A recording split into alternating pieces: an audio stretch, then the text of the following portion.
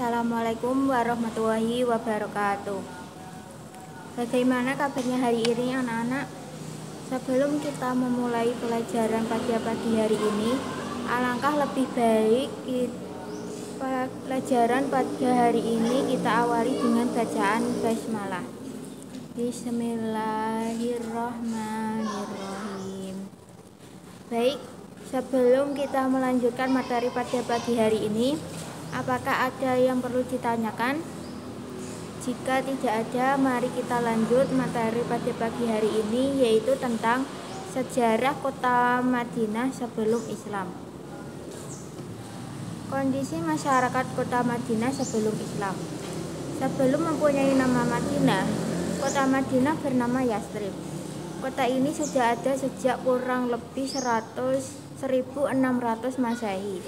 Orang pertama yang tinggal di kota ini adalah Yathrib bin Kauniyah.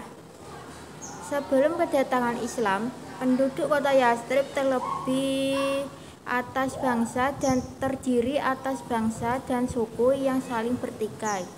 Mereka adalah bangsa Yahudi yang terdiri atas 4 suku, yaitu Bani Kaunuka, Bani Quraisyah, Bani Qatafan, dan Bani Nadir.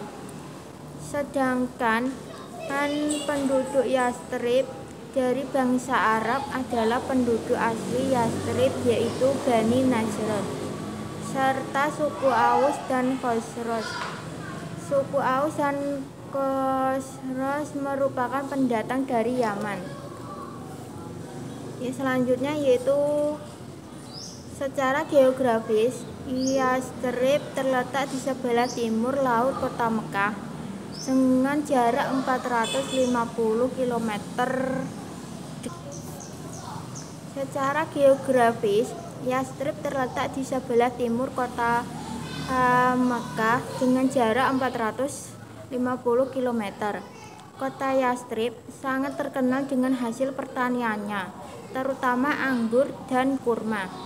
Kota ini dikelilingi oleh gunung berbatu. Di kota Yathrib terdapat daerah persawahan dan perkebunan. Secara ekonomi, kaum Yahudi menguasai bagian terbesar dari kegiatan perekonomian di Yathrib, seperti perdagangan, pertanian, dan juga peternakan. Sebelum Islam datang, penduduk Yathrib sebagian besar memeluk agama Yahudi, Nasrani, dan pagan atau penyembah berhala. Yang memeluk agama Yahudi tentu saja bangsa Yahudi sendiri dan sebagian kecil bangsa Arab. Sedangkan yang memeluk Nasrani adalah bangsa Najran. Sedangkan yang menyembah berhala atau pagan adalah suku Aus dan Khosroj. Yang kedua yaitu latar belakang Rasulullah hijrah ke Madinah. Rasulullah untuk hijrah ke Madinah karena kota itu penduduknya sudah banyak yang masuk Islam. Adapun asal muasalnya penduduk Madinah yang memeluk Islam ada 6 orang, yaitu Bani Khosroj dari Madinah. Bani Khosroj dari Madinah bertemu dengan Nabi Muhammad SAW di Bukit Aqobah di sekitar kota Mekah. Dalam kesempatan itu, Nabi Muhammad mendakwahkan Islam kepada mereka. Dari sinilah Islam mulai masuk ke Madinah.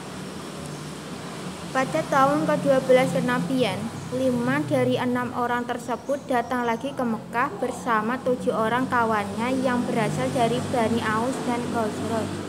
Kemudian mereka menuju Bukit Aqobah dan di sanalah Nabi Muhammad membaiat mereka. Baiat ini disebut baiat Aqobah atau baiat wanita. Isi baiat Aqobah yang pertama yaitu sebagai berikut. Yang pertama, kami tidak akan mempersekutukan Allah. Yang kedua, kami tidak akan mencuri. Yang ketiga, kami tidak akan berzina. Yang keempat, kami tidak akan membunuh anak-anak kami.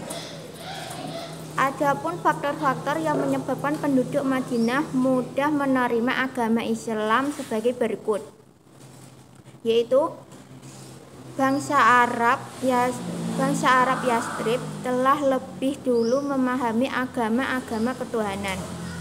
Yang kedua, sering terjadi peperangan antara penduduk Yathrib sehingga menyebabkan hubungan antar masyarakat kurang harmonis.